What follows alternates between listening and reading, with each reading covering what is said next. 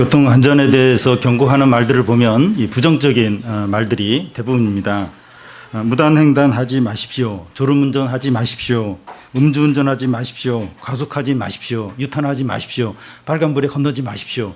이런 식으로 하지 말라고 주로 이렇게 합니다. 왜 부정적인 말을 하는가 하면 전하려고 하는 의도가 더 분명하고 또 기억에 오래 남기 때문입니다. 십계명도 부정적인 명령이 대부분입니다. 우상 숭배하지 말라, 간음하지 말라, 도둑질하지 말라, 거짓 증거하지 말라, 탐내지 말라, 뭐뭐하지 말라 이런 식으로 되어 있습니다. 중요하고 시급한 것을 전달할 때 부정적인 말이 더 효과적이기 때문입니다. 그런데 이 하나님의 말씀만큼 사람들에게 중요하고 시급한 것이 없습니다. 오늘 말씀은 이스라엘 백성이 이제 가나안에 들어가서 이제 바로 해야 될 일에 대해서 말씀합니다. 모세는 가나안에 들어가지 못하고 이제 모압 평지에서 죽게 되니까 가나안에 들어가서 해야 될 일들을 미리 이제 말씀하고 있는 겁니다. 가나안에 들어가면 이스라엘 12지파를 6지파씩 반으로 나눠서 6지파는 그리심산에 올라가게 하고 또 다른 6지파는 에발산에 올라가게 한 후에 그 중앙에 네 제사장들이 서서 이 축복과 저주의 말씀을 선포하고 백성들은 아멘 이렇게 대답을 하게 합니다.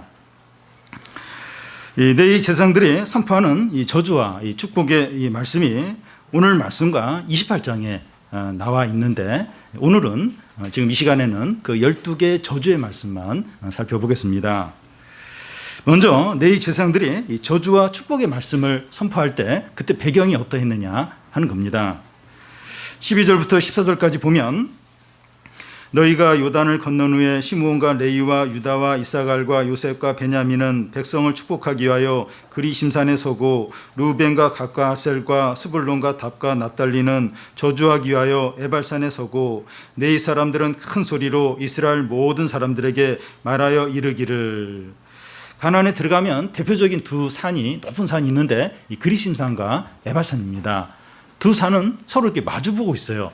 그리고 이 축복을 이렇게 선포하는 그리심산은 숲으로 우거져 있고 또 이렇게 저주를 이렇게 선포하게 되는 에발산은 나무가 없는 민둥산으로 이제 되어 있다고 합니다.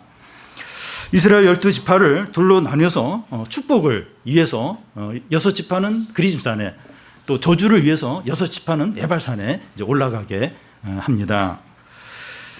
어떤 지파는 축복을 위해서 그리심산에 올라가고 어떤 지파는 저주를 위해서 에발산에 올라가는데 그 기준이 뭐냐? 그 여러 학자들이 여러 의견들을 내놓고 있습니다. 그 중에 이제 한 두 가지만 살펴보면 이 저주를 위한 그 에발산에 올라가는 지파들은 나중에 북이스라엘 이루는 지파들을 이제 구성하게 된다는 겁니다. 그러니까 북이스라엘은 믿음이 이제 더 없어요. 그래서 이제 이 에발산 저주를 위해서 올라가는 지파들이 이제 나중에 북이스라엘의 지파를 구성하게 된다 하는 주장이고 또 하나는 이 축복을 위해서 그리심산에 올라가는 그 지파들은 야곱에게 네 부인이 있는데, 그러니까 라헬과 레아가 정부인이고 첩으로 이제 두 부인이 있는데 그 라헬과 레아의 정부인들 를 통해서 나온 그 지파들이 축복을 받는 그리심산으로 이제 올라갔다는 겁니다. 그런데 정확히 따져보면 그것도 이제 아닙니다. 그래서 이 12지파가 이 두 산으로 나뉘어진 기준은 이제 따로 없고 단지 이스라엘 12지파 앞에 축복과 저주가 놓여 있는데 어떻게 하면 이제 축복과 저주를 받는가 하면 하나님의 말씀에 순종하면 축복을 받고 또 불순종하면 저주를 받는다. 그걸 상징적으로 보여주기 위해서 지금 이렇게 6지파 이렇게 나뉘어서 산에 올라가게 했다는 겁니다. 이것은 지금 이제 결단을 해야 한다는 겁니다. 모세는 가나안에 들어가지 못하고 모압 평지에서 죽기 때문에 네 제사장들이 이 모든 일을 이제 하게 됩니다. 오늘 말씀에서는 12개의 이제 저주의 말씀만 이제 나오는데요. 우상을 만들지 말라, 또 부모를 경홀히 하지 말라, 또 경계표를 옮기지 말라, 이런 식으로 12개의 어떤 저주의 말씀 하지 말라 하는 것이 이제 나와 있습니다. 왜 이 긍정적으로 말하지 않고 이 부정적으로 말하면서 저주를 받는다고 합니까?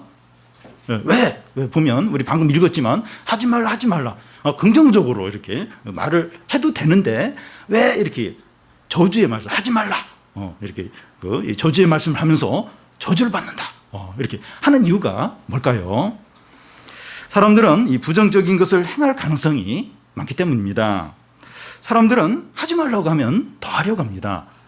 우리 자녀들 같은 경우 꼭 했으면 좋겠는 거 이런 건 안 하고 하지 말라고 하는 걸 어떻게 쓰는지 하려고 합니다. 부모는 항상 애가 좀 공부를 좀 했으면 좀 말을 좀 잘 들었으면 이제 그런 걸 이제 원하는데 자녀는 놀고 싶어하고 또 막 자기 마음대로 이렇게 살고 싶은 그렇게 이제 하려고 합니다. 우리가 하나님 앞에서 그렇다는 겁니다. 부정적으로 말씀하시는 것을 우리가 행할 가능성이 많습니다. 그래서 특히 조심을 하라는 거예요. 그래서 이 저주의 말씀을 하면서 이걸 행하면 이걸 이렇게 하지 말라는 걸 하지 말라 이렇게 강조를 이제 하시는 겁니다. 동시에 이 부정적으로 이제 말씀을 하는 것을 이제 그 말씀대로 하지 않으면 이제 복을 이제 받는 겁니다. 우리는 하나님의 은혜 가운데 있기 때문에 하나님께서 하지 말라는 것을 하지 않으면 말씀에 순종하는 것이 되고 축복을 받게 된다는 겁니다. 그러니까 우리 하나님 백성들 우리는 이미 축복 가운데 있어요. 은혜 가운데 있습니다. 그런데 어떻게 하면 이 은혜를 계속 받느냐? 하나님 하지 말라는 걸 안 하면 돼요. 그걸 안 하면 말씀에 순종하는 게 되는 겁니다. 그러면서 이 축복을 이제 받는 겁니다. 그리고 내 제사장이 그 백성들에게 이렇게 행하는 자는 저주를 받을 것이다 이렇게 하면 백성들은 아멘 이렇게 이제 하라는 겁니다. 이 15절 중간을 보면 그것을 만들어 은밀히 세우는 자는 저주를 받을 것이라 할 것이요 모든 백성은 응답하여 말하되 아멘 할지니라. 그러니까 12개의 저주 말씀이 이런 식으로 이렇게 저주의 말씀을 하고 나면 백성들은 아멘 이렇게 대답을 이제 해야 되는 겁니다. 이 아멘의 의미는 하나님의 말씀대로 그대로 되기를 내가 동의하고 원합니다 이런 의미입니다. 우리는 누가 이제 대표 기도를 할 때나 그 예배 시간에 아멘 하면 이렇게 하는 경우가 있습니다. 그런데 주로 어떤 경우에 이제 아멘을 하는가 하면 이 축복의 말씀일 때 이제 아멘을 하게 됩니다. 이 저주의 말씀일 때는 이렇게 아멘을 잘 하지 않습니다. 그런데 지금 에발산과 그리심산에 올라가 있는 그 이스라엘 백성들에게는 저주의 말씀이 선포되는데 아멘으로 이렇게 대답을 하라고 하는 겁니다. 우리가 하나님께서 하지 말라는 일을 했을 때 이 저주가 임하게 이제 그 해달라는 이제 의미가 있는데 아멘하면 이제 이 저주의 말씀에 이제 아멘하면 그 저주가 우리에게 이제 임하는 이제 그런 의미가 있는데 우리는 그렇게 하고 싶지 않은 거예요. 실제로 저주가 임하면 안 되잖아요. 그러니까 이렇게 저주의 말씀에는 아멘 하기가 싫은 거예요. 아니면 아멘 했는데 우리가 그 말씀을 못 지켰고 그러면 이제 저주가 이제 임하게 되니까 그걸 우리는 원치 않는 겁니다. 그래서 저주의 말씀에는 아멘 하기가 이제 싫은 거죠. 그런데 이렇게 하는 게 위기라는 겁니다. 저주의 말씀에 아멘 하는 게 위기라는 겁니다. 이것은 이 긍정적인 일을 잘 하는 것보다도 이 부정적인 일을 하지 않는 게 더 중요하기 때문입니다. 예를 들어서 우리 정규인 수련회 이제 각자 차로 이제 가는데 그 예정 시간보다 빨리 가는 것보다도 사고 나지 않고 이렇게 안전하게 도착하는 게 더 중요하다는 겁니다. 그와 같이 하나님께서 하지 말라는 것을 행하지 않으므로 저주를 받지 않는 것이 더 중요한 겁니다. 그래서 우리가 저주의 말씀에도 아멘 하는 것이 필요한 겁니다. 그래서 우리가 이렇게 성경을 읽을 때도 이 축복의 말씀에도 줄을 긋지만 저주의 말씀에도 줄을 쫙 긋고 그 말씀대로 다 이렇게 순종을 하는 거예요. 그러면 하나님께 더 큰 축복을 이제 받는 겁니다. 오늘 말씀에는 그 12개의 저주의 말씀이 나오는데 4가지로 이제 분류할 수 있습니다. 첫 번째 분류는 하나님에 관한 저주의 말씀입니다. 15절인데 장색의 손으로 조각하였거나 부어 만든 우상은 여호와께서 가증하니 그것을 만들어 은밀히 세우는 자는 저주를 받을 것이라 할 것이요 모든 백성은 응답하여 말하되 아멘 할지니라. 이 우상의 형상을 만드는 경우는 두 종류입니다. 우상의 형상을 만드는데 이 두 종류로 이제 나눌 수 있는데요. 하나는 바알이나 아세라나 부처나 사자나 이 곰의 형상을 이렇게 만들어서 섬기는 겁니다. 하나님 대신에 이 다른 어떤 형상을 만들고 그걸 신처럼 섬기는 것을 이제 말합니다. 오늘날에는 많은 돈이나 사회적인 지위나 명예나 인기나 실력이나 외모나 이 세상 재미를 하나님보다 더 사랑하고 의지하는 게 여기에 해당이 됩니다. 그러니까 하나님보다도 더 다른 걸 신처럼 이렇게 섬기는. 그래서 우리가 지금 돌에 절하고 그렇게는 하지 않더라도 직장이나 재산이나 자신의 실력이나 이걸 하나님보다 더 의지하고 더 사랑하고 이게 이제 여기에 이제 해당이 됩니다. 다른 한 경우는 하나님을 섬긴다고 하는데 어떤 형상을 만들어 놓고 섬기는 경우입니다. 대표적인 예가 이제 금송아지를 만들고 이게 여호와다 하나님이다 그러면서 그 금송아지를 이제 섬기는 겁니다. 이것이 어떤 것인가 하면 하나님을 믿는다고 하는데 하나님의 뜻이 이루어지는 또 하나님의 영광을 위한 목적이 아니라 내가 잘 되고 내가 행복하고 내가 원하는 대로 다 되고 그걸 목적으로 신앙생활을 하는 경우를 이제 말합니다.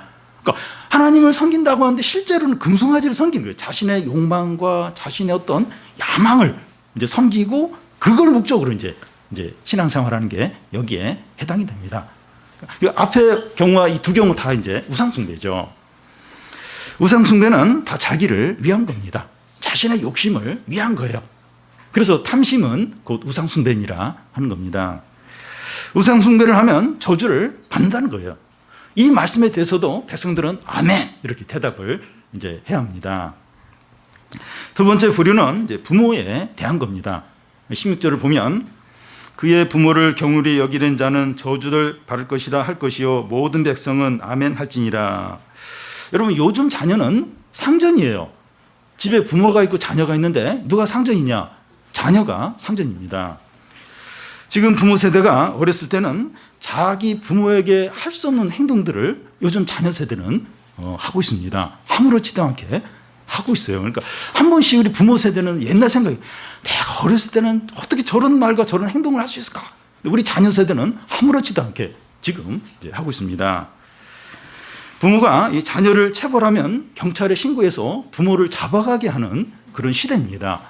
물론 분노로 지나치게 체벌을 하면 안 되죠. 근데 이렇게 신고를 해요, 신고를.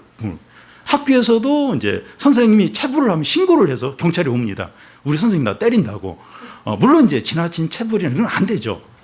집에서도 체벌을 받으면 애가 신고를 해요. 경찰이 와서 부모를 이제 체포해가는 시대입니다. 이 사춘기 자녀에게는 부모가 훈계도 하면 안 되는 그런 어떤 시대가 되어버렸어요. 얘기를 하면 안 돼요. 뭘 그냥 다 받아줘야 되고 이제 그게 이제 옳은 것처럼 그런 시대가 됐습니다. 부모의 권위가 많이 떨어졌어요. 많이 떨어졌습니다.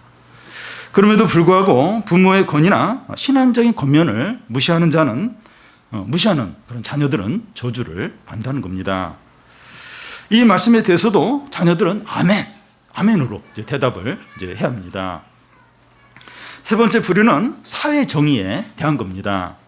여러 절인데요. 17절부터 19절까지 또 24절, 이제 25절까지입니다.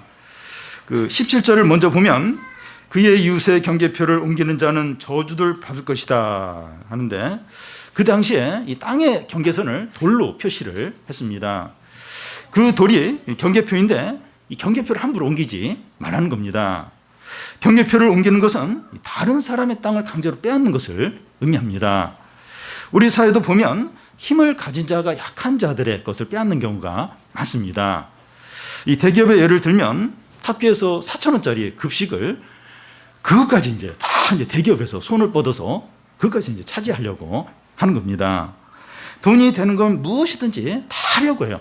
그래서 중소기업이나 소상공인이 할 일이 없을 정도로 돈 벌 게 없을 정도로 대기업이면 다 이렇게 손을 뻗어서 이제 하려고 합니다.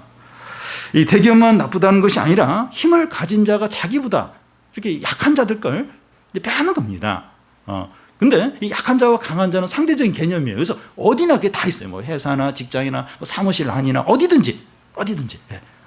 그래서 뭐 강한 자가 약한 자를 다 이렇게 약한 자의 것을 이제 빼앗으려고 합니다. 자기 힘을 믿고 더 가지려고 욕심을 내는 자는 저주를 받는다는 겁니다. 이 말씀에 대해서도 백성들은 아멘, 아멘 해야 하는 겁니다. 이 18절을 보면 맹인에게 길을 잃게 하는 자는 저주를 받을 것이라고 하는데, 그동안 우리가 신명기 말씀을 보면서 이 장애인에 대해서 어떻게 알아? 이 말씀은 별로 없었던 것 같아요.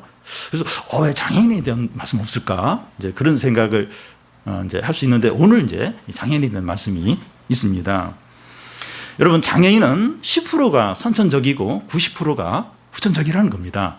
무슨 얘기인가 하면, 이 장애인들은 태어날 때부터 장애인 사람은 10명 중에 1명밖에 안 된다는 거예요. 9명은 뭐 질병이나 사고로 장애를 갖게 된다는 겁니다. 그러니까 누구든지 언제 장애인이 될지 이제 모르는 겁니다. 장애인에게는 약점이 있고 결손이 있습니다. 그런데 그런 장애인들의 약점을 이용해서 이득을 얻으려고 하거나 고통을 주려고 하는 자는 저주를 받는다는 겁니다. 이 말씀에 대해서도 백성들은 아멘, 아멘 해야 합니다. 19절을 보면 객이나 고아나 가부의 송사를 억울하게 하는 자는 저주를 받을 것이라고 말합니다. 유전무죄, 무전유죄라는 말이 있는데, 돈과 권력 있는 사람은 최고의 변호사를 고용을 해서 큰 죄를 짓고 나서도 무죄로 풀려나는 경우가 있습니다. 그런데 이제 이런 것이 없는 사람은 죄를 짓지 않았는데도 큰 죄를 뒤집어 쓰는 경우가 있습니다. 가난하고 힘없는 자들의 재판을 억울하게 하는 자는 저주를 받는다는 겁니다. 이 말씀에 대해서도 백성들은 아멘, 아멘 해야 합니다. 24절을 보면 그의 이웃을 암살하는 자는 저주를 받을 것이라고 이제 하는데, 이 암살은 원래 사람을 죽이는 거죠. 사람들은 몰라요. 감쪽같이 이제 살인했습니다. 그런데 하나님은 다 아시는 거예요. 하나님 다 아신다는 겁니다. 사람들에게 숨긴다고 해서 하나님의 저주를 피할 수 있는 것이 아니라는 겁니다. 25절을 보면 무지한 자를 죽이려고 뇌물을 받는 자는 저주를 받을 거라는 겁니다. 자기는 그런 죄를 지을 생각이 없었고 시키는 대로만 했다고 해도 똑같다는 겁니다.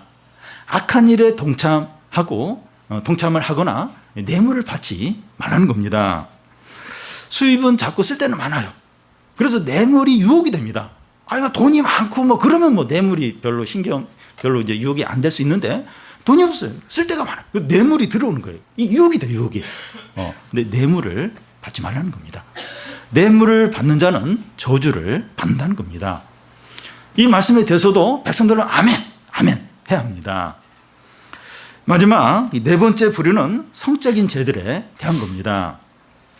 20절부터 23절까지인데요. 20절을 먼저 보면 그의 아버지의 아내와 동침하는 자는 아버지의 하체를 드러냈으니 저주를 받을 것이라. 아버지의 아내와 동참을 한다고 하는 것은 아버지의 첩과 동침하는 것을 이제 말합니다.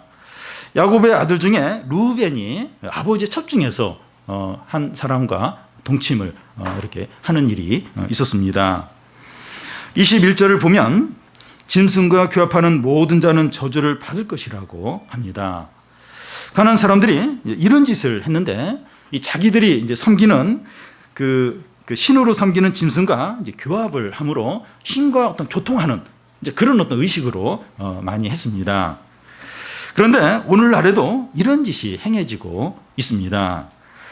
유럽 사람들이 애완동물들을 많이 기르는데 이런 짓을 이제 하는 겁니다. 동물 학대에 해당되는 될 정도로 심각하다고 합니다.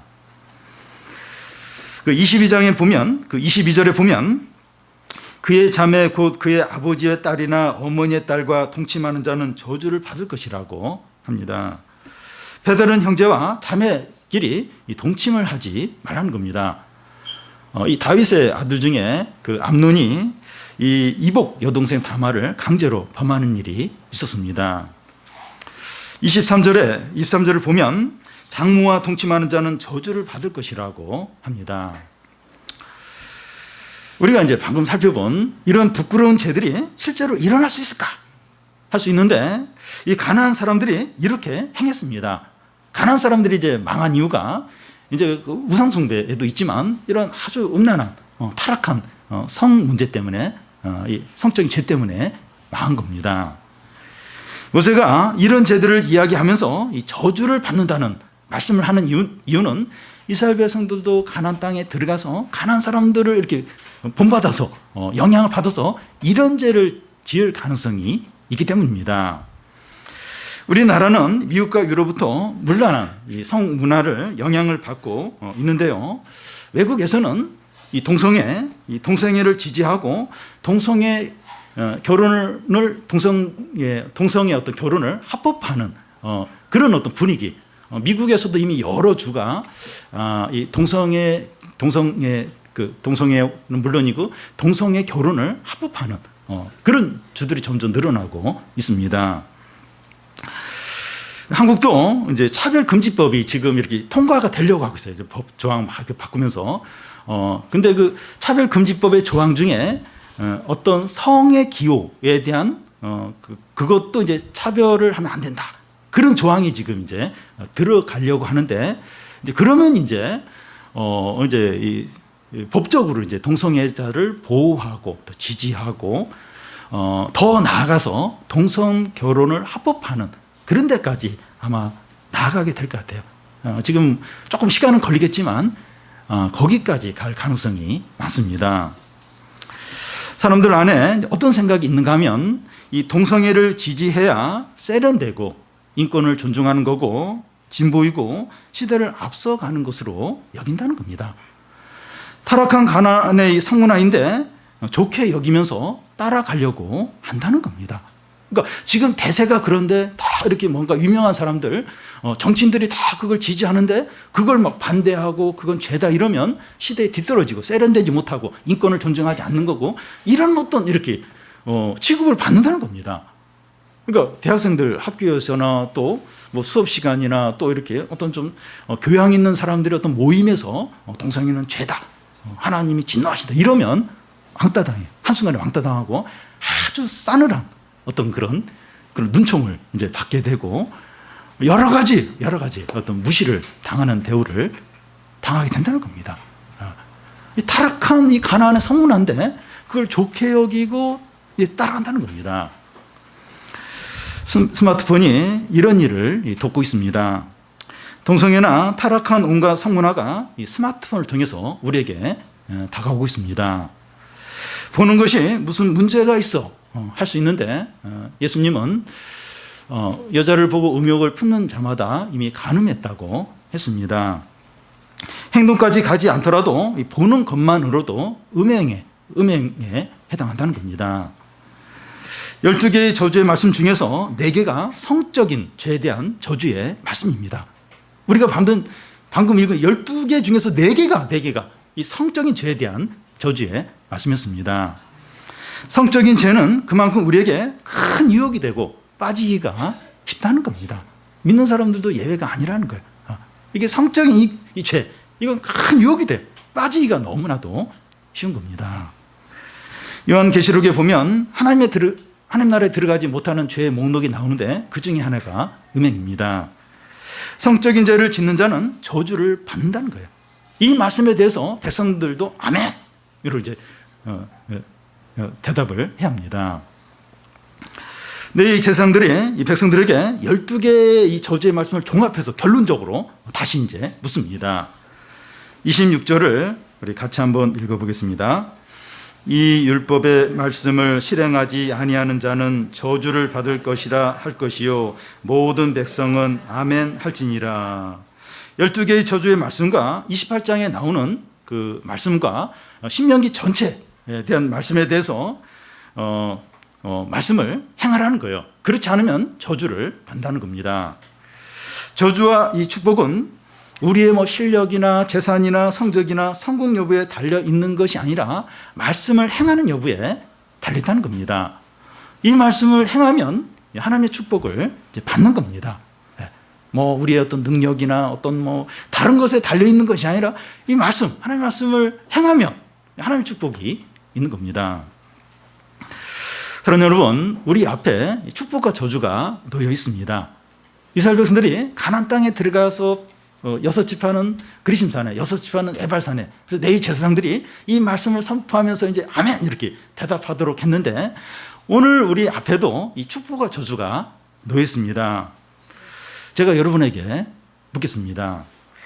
아멘으로 대답하면 그렇게 하겠다는 의미고, 대답하지 않으면 그렇게 하지 않겠다는 의미가 됩니다. 12개의 저주의 말씀과 성경에 나와 있는 하나님의 말씀을 다 행하시겠습니까? 아직 준비가 안 됐습니다. 너무 갑자기 물어서. 12개의 저주의 말씀과 이 성경 말씀, 이걸 다 행하겠습니까? 네, 저도 아멘입니다.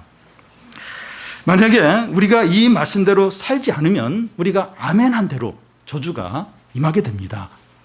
괜히 아멘했네. 그래서 순간적으로 또 후회하고 걱정하는 분이 있을지 모르겠는데, 걱정하지 않아도 됩니다. 우리가 이 말씀대로 행하지 못할 때마다, 죄를 지을 때마다 예수의 이름을 부르면서 회개를 하면 됩니다. 그러면 하나님께서 용서해 주시고 저주하지 않으십니다. 예수께서 십자가에 위해서 죽으셨는데 우리의 과거의 죄, 현재의 죄, 미래의 죄까지 다 예수님께서 다 책임지시고 십자가에 죽으셨습니다. 다시 일어나서 다시 시작을 하면 됩니다. 그러니까 여러분, 율법의 말씀을 하나라도 어기면 다 어긴 거예요. 저주를 받게 됩니다. 근데 예수 그리스도가 우리의 죄를 위해서 십자가에 죽으셨어요. 우리의 미래의 죄까지. 그래서 우리가 예수의 이름으로 회개하기만 하면 다 용서하시고 저주하지 않으십니다. 이 말씀은 우리가 이제 죄 짓는데 걱정하지 않아도 된다. 마음껏 죄를 져도 된다. 회개하면 되지 뭐. 여기에 강조점이 있는 것이 아니라 죄를 안 지으려고 하는데, 말씀대로 살려고 하는데 안 되는 거예요. 그냥 넘어지는 겁니다. 그랬을 때 얼마든지 다시 시작해야 된다. 다시 회개하고 다시 시작을 하면 하나님이 다 용서하시고 저주하지 않으시고 또 축복을 하신다는 겁니다. 우리 모두가 하나님의 은혜에 감사하고 은혜에 감사해야 돼요. 우리는 그냥 은혜 가운데 있어요. 우리 예수님 믿음으로 그냥 은혜 가운데 있는데, 은혜에 감사하고 하나님을 전심으로 사랑함으로 그 말씀대로 행해서 하나님의 축복과 은혜와 부흥을 풍성하게 누리는 성도들이 다 되시기를 바랍니다.